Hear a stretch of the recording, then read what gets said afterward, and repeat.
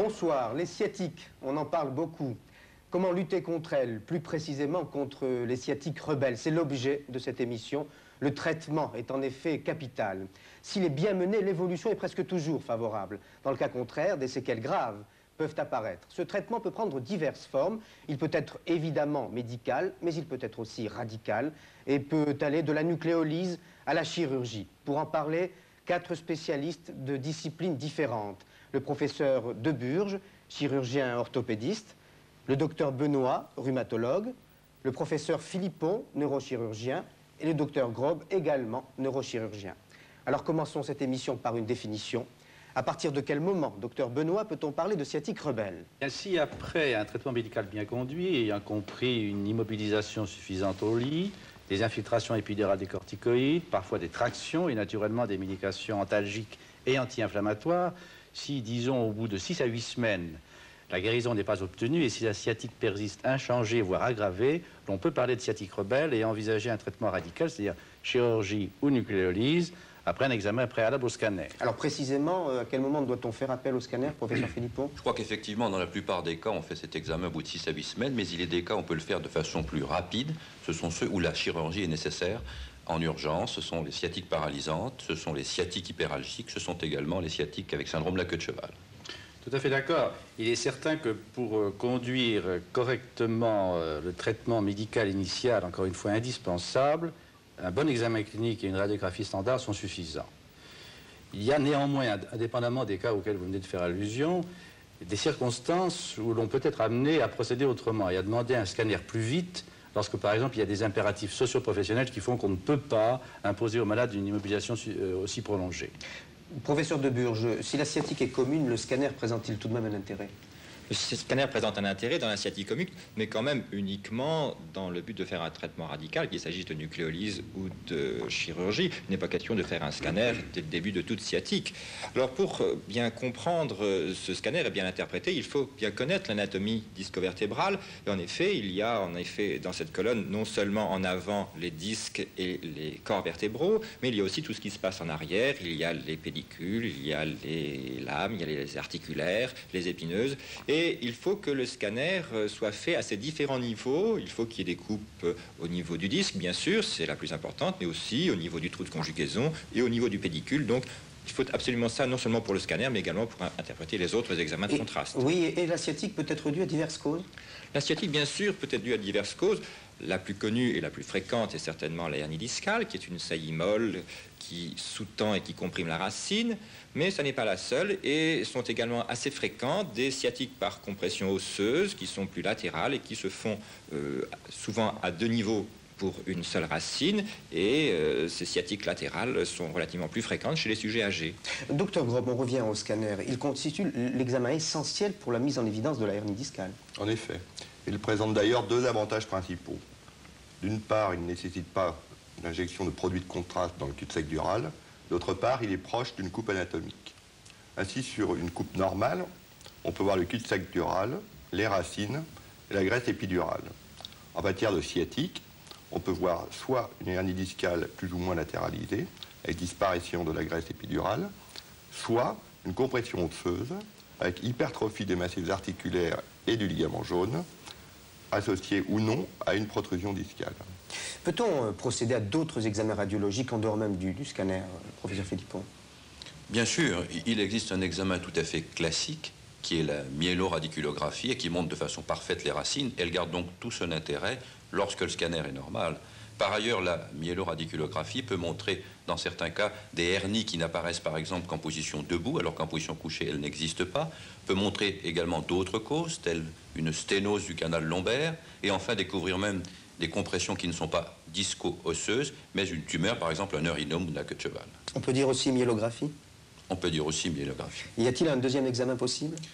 Alors de façon tout à fait théorique, on pourrait dire que le nouvel examen radiologique qu'est la résonance magnétique pourrait avoir un certain intérêt. En effet, elle peut préciser l'état du disque, elle peut d'autre part montrer dans certains cas des hernies de siège un petit peu atypiques, mais il n'en reste pas moins que c'est un examen difficile, qui ne peut pas être de pratique courante et qui reste actuellement très théorique. Et la discographie, docteur Benoît? Et actuellement, on dispose de moyens d'exploration radiologique tellement précis et sophistiqués avec le scanner, bientôt la résonance, sans oublier naturellement la myélographie, font que la discographie à visée diagnostique n'a pratiquement plus aucune indication. On vient de définir la sciatique rebelle, on a passé en revue les différents examens. Deuxième étape, le traitement. Alors, professeur Philippon, grâce au scanner ou à la myélographie, si vous permettez, la cause de la sciatique est connue. Si ces deux examens sont normaux, que se passe-t-il? S'il n'y a pas de façon évidente de compression radiculaire, il est bien évident qu'il n'y a pas de solution radicale et que je crois qu'il faut que ce soit le rhumatologue qui prenne en charge le malade. Alors, je me tourne vers le rhumatologue, vers le docteur Benoît. Dans ces conditions, que faites-vous? Et ce sont les cas les plus difficiles. Il est bien certain que dans ces circonstances, les réactions comportementales et affectives propres à chaque individu et l'activité du système nerveux central sont absolument fondamentales. Et il importe alors d'analyser et de prendre en compte les différents facteurs de renforcement psychologique, socio-professionnel, voire psychiatrique. Et il ne faut pas oublier qu'un certain nombre de dépressions ou d'anxiété majeure se présentent sous la forme d'une sciatique. Il faut savoir analyser tous ces facteurs et les prendre en compte. Et dans certains cas, ils sont tellement importants qu'il ne faut pas hésiter non seulement à s'adresser aux médecins généralistes qui connaissent bien son malade et qui connaissent bien ses problèmes psychologiques, mais également recourir parfois à des consultations psychiatriques spécialisées qui sont parfois indispensables. Bon, alors, en dehors de ces cas particuliers, si l'on découvre une hernie discale et si la sciatique résiste au traitement médical classique, que décidez-vous? Je crois que là, on va aller au cœur du sujet, nucléolyse ou chirurgie. Bon, écoutez, alors ça, je crois qu'on discutera tout à l'heure des indications. Je peux vous parler tout de suite de ce qu'est la nucléolyse. Alors, le principe de la nucléolyse. Bon, le principe de la nucléolyse, il est assez simple. Il consiste à injecter à l'intérieur du disque un enzyme qui assure une destruction chimique du disque et de son fragment hernier, un peu comme le chirurgien réalise cela avec une curette. Le corollaire de ce que je viens de vous dire, c'est que la seule indication de nucléolyse, je crois qu'il faut insister dès maintenant, c'est la sciatique par hernie discale, après que cette hernie ait été clairement démontrée sur un scanner de bonne qualité. Bien, alors, pour bien comprendre cette technique, on vous a filmé en train de procéder justement à une intervention par nucléolyse. Alors, je vous propose tous ensemble de regarder ce petit film et je demande donc au docteur Benoît de commenter en direct cette intervention. Alors, regardons ensemble donc ce petit film sur une intervention par nucléolyse. Eh bien, ce malade souffre depuis 3 mois d'une sciatique aiguë, résistante au traitement médical. La hernie discale est parfaitement démontrée par le scanner. Elle se situe dans un canal osseux large, bien en regard du disque. Il s'agit d'indications absolument idéales de nucléolyse.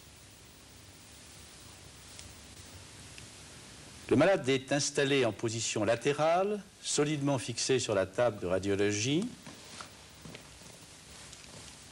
L'aiguille est insérée après un repère cutané. La pénétration de l'aiguille se fera au ras de la crête iliaque, à 10 à 12 cm de la ligne interépineuse, selon la hauteur de la crête iliaque. La pénétration de l'aiguille se fait selon un angle d'environ 50 degrés par rapport au plan horizontal, avec une inclinaison caudale d'environ 30 degrés pour le disque L5-S5. La progression de l'aiguille est vérifiée sous l'amplificateur de brillance. Et l'on doit sentir la pénétration de l'aiguille au moment où elle aborde la partie postérieure de l'espace intervertébral. L'aiguille est ensuite insérée correctement à l'intérieur du disque. On vérifie ensuite la bonne position de l'aiguille par un cliché de face, la vue de profil étant insuffisante. Et il faut exiger, sur ce cliché de face, que la pointe de l'aiguille soit exactement en regard de l'épineuse à égale distance des deux pédicules. On procède ensuite à la discographie. 1 cm3 de produit de contraste suffit, comme vous allez le voir, à s'assurer du caractère pathologique du disque, à l'absence de passage intravasculaire et de fuite dans l'espace sous-arachnoïdien. On procède à une bonne analyse de cette discographie.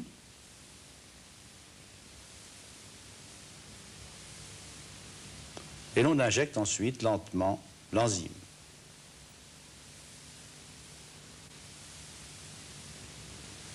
L'aiguille est laissée en place une dizaine de minutes pour éviter un reflux. Et le malade est ensuite transporté en salle de réveil où il sera surveillé attentivement pendant 2 heures pour dépister une réaction allergique éventuelle. Docteur Benoît, vous pouvez évaluer les résultats de cette méthode? Oui, bien sûr. Donc on peut dire que sous réserve de bonnes indications, et ça on ne le répétera jamais assez, c'est-à-dire hernie discale, non exclue dans un canal osseux de bonne dimension, et sous réserve d'une technique rigoureuse, c'est également un point essentiel, on obtient environ 80% de résultats favorables. Docteur Grob, on ne fait appel à la chirurgie que lorsque la nucléolyse échoue? Non, pas du tout. On peut la faire de première intention. C'est une question d'indication que nous reverrons plus tard. Alors, on a adopté le même principe qu'avec le docteur Benoît. On vous a filmé en train de procéder à une intervention chirurgicale. Je vous propose à tous de regarder ce film et je vous demande de le commenter en direct avec nous. Il s'agit donc d'un patient d'une quarantaine d'années, chaudronnier, présentant des lombosciatiques à répétition depuis 1 an et demi. La dernière crise datant depuis 2 mois est insensible au traitement médical. On a donc fait pratiquer un scanner montrant une volumineuse hernie discale, L4-S5, latéralisée à droite. On va donc l'opérer. Cette intervention se passe sous anesthésie générale, en position génupectorale. Après avoir repéré l'espace L5-S1, on trace la ligne d'incision, ce qui permettra, une fois les champs mis en place, un abord précis. L'incision est donc médiane et la voie d'abord sera unilatérale droite. On peut voir vers le haut la ligne des épineuses, vers le bas les muscles qui sont refoulés, la lame L5, le ligament jaune et la lame de L4. Après ablation des éléments ostéo-ligamentaires, on découvre le cul-de-sac dural, la racine L5 et, dans les selles de la racine, la hernie discale, qui est recouverte par le ligament vertébral commun postérieur et qui refoule en dehors la racine L5.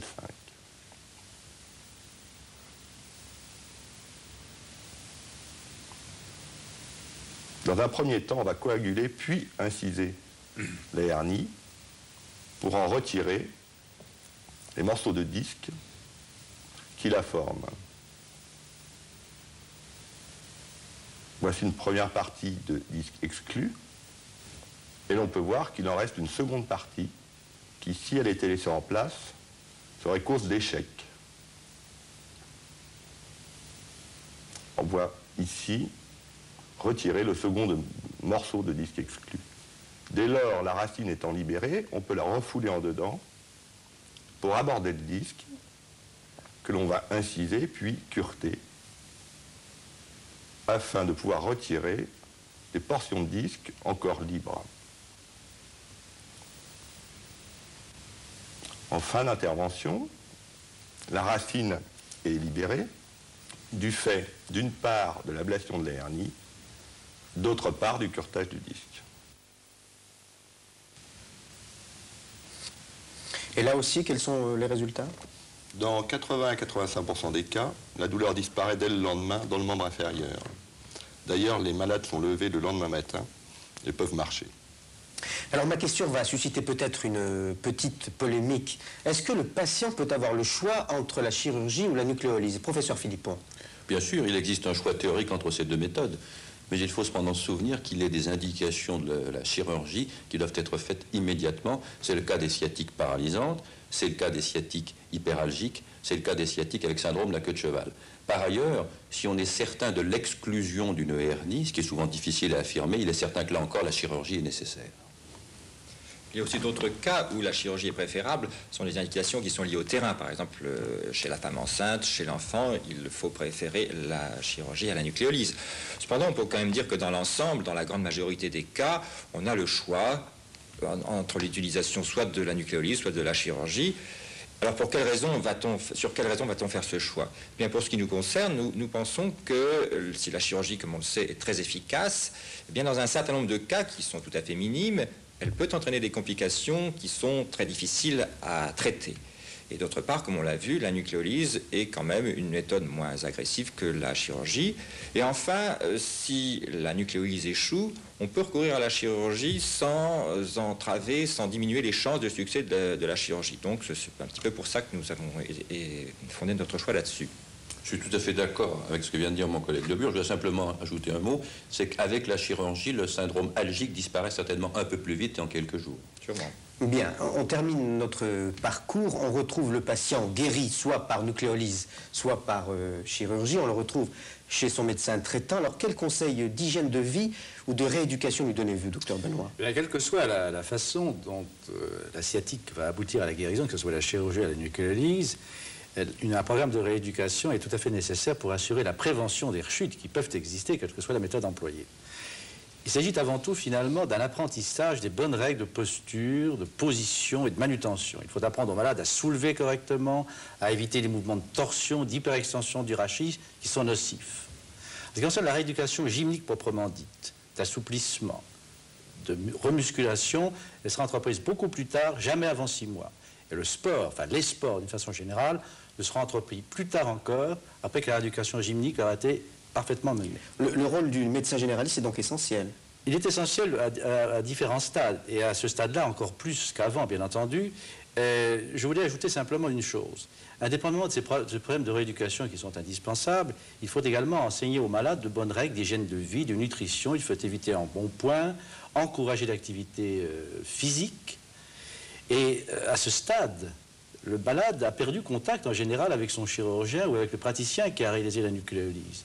Et c'est en réalité au médecin généraliste qu'il appartiendra de faire franchir à son patient les différentes étapes de cette rééducation. Bon, vous avez été complet et précis, messieurs, sur ces deux méthodes, j'allais dire ces deux écoles, la nucléolyse et la chirurgie, mais je crois que vous êtes tous d'accord pour reconnaître le rôle important du médecin généraliste, notamment pour la rééducation. Messieurs, merci et bonsoir.